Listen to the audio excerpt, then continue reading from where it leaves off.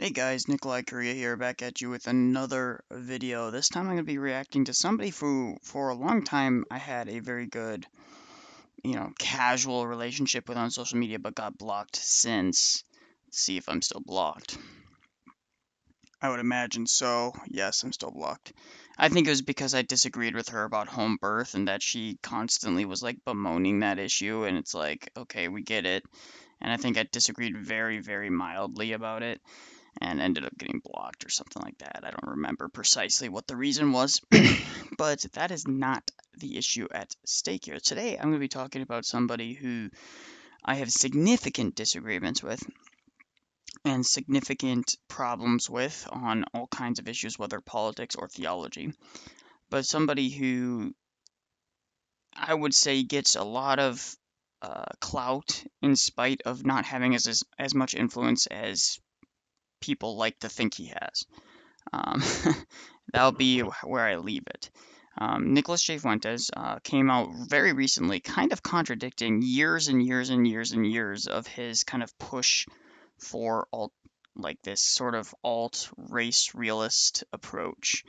And suddenly he's pushing like kind of our civic nationalism, which is very interesting. It's an interesting concept to be pushing, but I think he's kind of at the time in his life that he is seeing the writing on the wall for the dissident right, and he's trying to reorient himself back. But I want to speak from two perspectives here: the pragmatic political perspective and the Orthodox perspective on this issue. And then I might do a follow-up video, part two, where we actually talk about race realism in depth, because I do have a lot of opinions on that position. So first, let's listen to the video. Some backbone. Get the courage of your convictions. If you're out there, and by the way, I don't care what color you are. I know maybe that's going to be controversial on my side. But seriously, if you have citizenship, if you were born in this country, this is your birthright. This is our lives. This is our rights. This is our heritage. It's our tax dollars. It's our government. It's our military. This is our country. This is our empire. I'll unite with anybody who proclaims America first above all So, well, let's finish. other countries, including and especially Israel. And they're on the other side of this one, and they're wrong. They need to be put back in their place. Anybody who says that America should come second needs to be reminded your place is number 2. America's number 1. Anything else, it's not even number 2. It's number 100. It's America first, second, third, fourth, fifth. That's what we're about. Anyway, So the first thing I want to say is that he seems to have just adopted arbitrarily a position he previously would have lambasted, something that Charlie Kirk used to, but Charlie Kirk actually became more blood and soil style nationalist, which is ironic because now Nick seems to be moving more towards the civic nationalist thing, which he used to excoriate Charlie Cook and TPUSA for.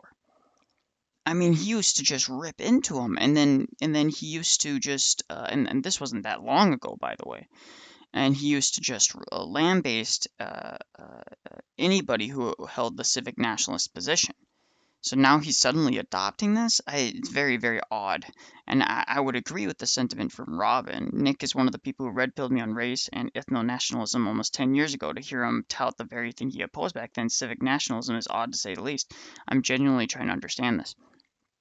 And you're not going to understand it because Nick kind of blows with the wind. Wherever he feels he's going to get the most clicks and views and feedback loop from his own audience and super chats and money, that's where he goes. I don't think Nick is very principled, frankly. You're talking about the guy who supported Kanye West for president. I mean, the guy is not that principled. You're talking about the guy who was a big, he's like, we love Vivek Ramaswamy, and then like literally a year later was like excoriating Vivek and then hating on JD Vance for whatever reason, completely arbitrary reasons, and most of them a bunch of BS. But long story short, Nick's never been principled on these issues. And frankly, I've never found his arguments for them particularly good, whether he's on the civic nationalist side or when he's on uh, the blood and soil race realist side, right? And I think that's a big problem because it makes a lot of people, it makes the right seem schizophrenic, um, the right wing. And so we'll see how that pans out for him. I don't think it's going to pan out very well, but we'll see. Now, with that said, what are my thoughts on the pragmatic reality? The pragmatic reality of America is you're never going to get back to a majority 90% white America. Okay. And white, what I mean by white is traditional ethnic Europeans. Okay. I think the term white is actually a bad term, and I'll talk about that maybe in a race video in the future. But I won't go into it right now. But uh, you're not going to get that back. Okay. The America's been fundamentally transformed over the last 40 years, whether we like it or agree with it or not. Since the early 90s. I would say even just prior to the 90s, maybe in the late 80s, 87 up until now. It's been fundamentally transformed, and we all know that, okay? And anyone trying to deny that is just ludicrous. Now, then you have these people that are trying to offer all these solutions. Yes, blood and soil is going to bring us back to the promised land, and it's just not going to happen. Now, is the solution civic nationalism? Of course not. No, the solution is we have to, as a country, reevaluate what unites us. Now, his solution right here seems to be, well, if you put America first. But that is so arbitrary. What does it mean to put America first? Right?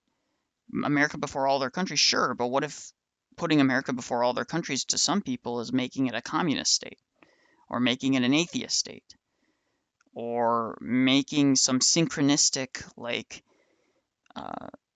synchronistic state that is like you know it's a merging of every different religion into this like global utopian religion, which would make sense from Nick's perspective, since Catholicism has essentially abandoned the truth of Christianity and believes basically all pathways can lead to God in some sense.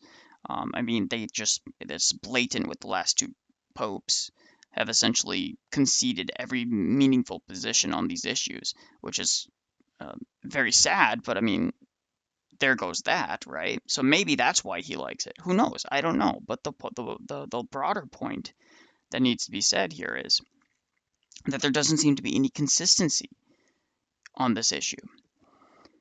No, the solution is that America needs to redevelop a sense of self. It needs to redevelop a sense of its history, of what it's pursuing going forward, how it's going to demand that people reintegrate into one nation.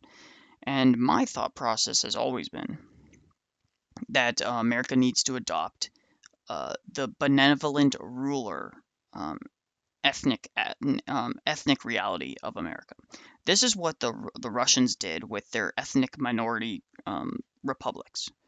Um, they established ethnic minority republics, and the with the understanding that the Rus would be protecting those republics, protecting their identities. But at the end of the day, everybody is Rus, right? When I ask any of the Russians in my parish, "Are you Russian?" They say, "Absolutely, yes, I'm Russian." And then I say, "Well, but they're obviously not ethnically like white Russian, European Russian." They'll say, "Oh, I'm Russian dash Yakutsk." Or I'm Russian dash Tuvin. I'm Russian dash Chechen. I'm Russian dash this. Um, there are exceptions, of course. But in America, there is a different way that people approach it. What do? They say, I'm Irish American. Their ethnic identity comes before the identity of the nation.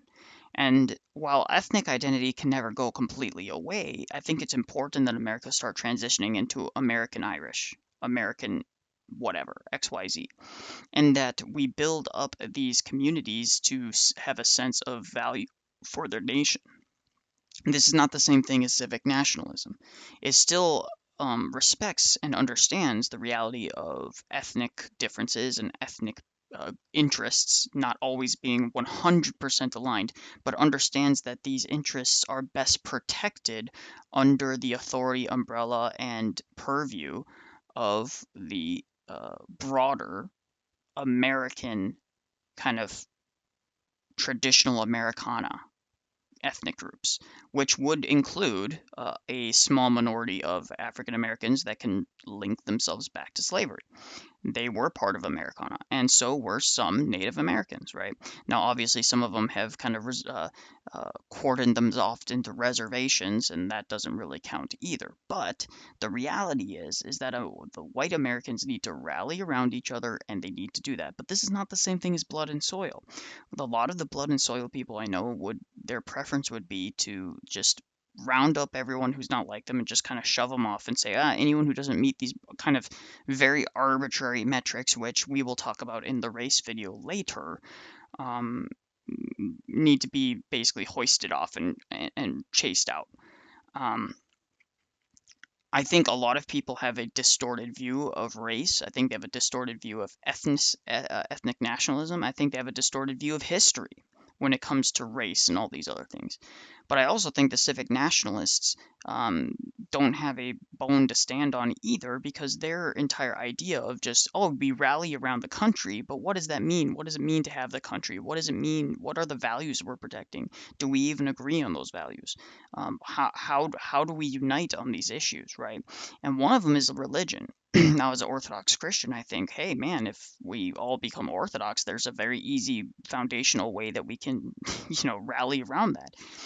But right now, there isn't that.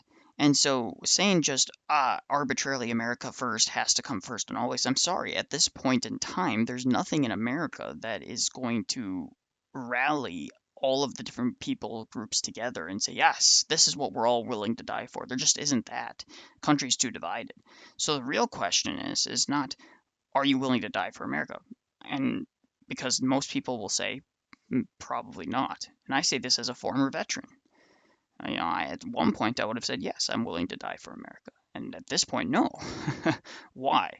Because because America, the country, isn't willing to defend my interests and my family and my people, in any meaningful way. Why? Because we allow abject amount of crime.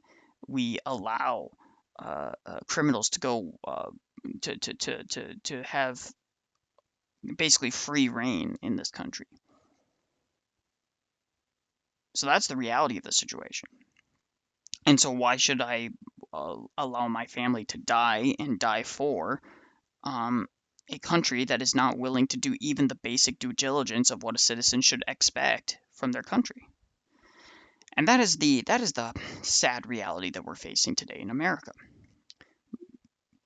No person wants to die for a country that is corrupt to the degree that it is. Look at Ukraine, right? Ukraine doesn't have any meaningful sense of self, and when they tried to build a sense of self, it was built on not Christianity, not Orthodoxy. It was built on this like very weak understanding of blood and soil and these other like LARPy kind of quote unquote neo-Nazi kind of thought processes, and look what it's brought them. Their country is one of the most corrupt countries on earth. They don't respect their women. They whore them out. They traffic their children. They have one of the biggest organ harvesting operations in the world, sex trafficking operations in the world. Pornography is produced en masse in that country, and they're dying now. And they can't even get enough people, their young people, to even want to volunteer to defend their country. A country like that is doomed to failure, and America's on that same path if we don't build that up. Now, I think there is some hope in America, because I think that people like Donald Trump understand there's an issue. I don't know if they have a policy answer. Trump's answer is, if we make America rich again, people are going to be happy, and if people are happy, they're going to unify. And there might be some very, very vague truth to that. But the really the real thing that we have to look at is, what is it going to be looking like in the future, 10 years from now, 20 years from now, 3 generations from now, 4 generations from now, when we're long gone in the dirt? That's the question we really have to ask ourselves. And I don't think the race realists or the civic nationalists have the answer. I think the answer is to move more towards a federation style of government, where we recognize that there are going to be distinct racial groups or distinct ethnic republics in this country, but are unified on certain core principles, with a common history and a common goal for the future. We have a vision for the future, and it's going to take a politician with immense charisma to actually unify the country in that way. But in the meantime, the only way forward and the only way to get to something like that is for us to actually destroy the enemies who wanted to kill our children, which are like the transgender, things like that. This could get my video blocked, actually. But and I don't mean destroy as in kill. I just mean we need to destroy that ideology. That ideology needs to be ripped out by the root, and that is the reality of the situation. So I don't agree with Nick Fuentes on this. I don't agree with him now. I didn't agree with him before, so now he's just flipped to the exact opposite position he used to have. And from an Orthodox perspective, I don't think civic nationalism or blood and soil stuff is actually doable in a country like America. I think that there is a stronger case for an ethnic component to your government when you're a country that is small like Serbia, that is dominated by Serbians or Romanians or Bulgarians or Georgians or Greeks, right? But that is a very different circumstance that we see there versus America. America in the next 10 to 15 years, unless something drastically reverses, which does not look like it's going to be the case, is going to be, at best, a plurality white. A plurality ethnic European stock. And that is if we're lucky. That's if birth rates reverse tomorrow.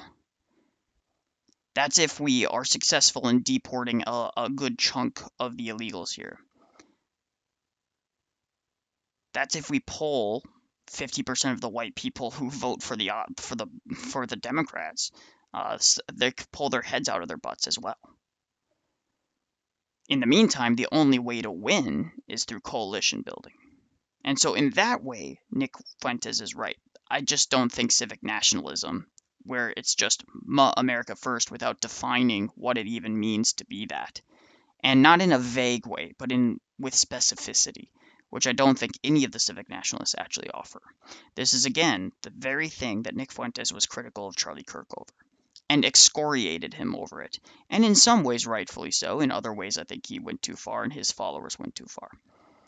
So with that said, I hope you guys enjoyed the video. It's a little different than my normal theological topics, but I thought it was worth talking about.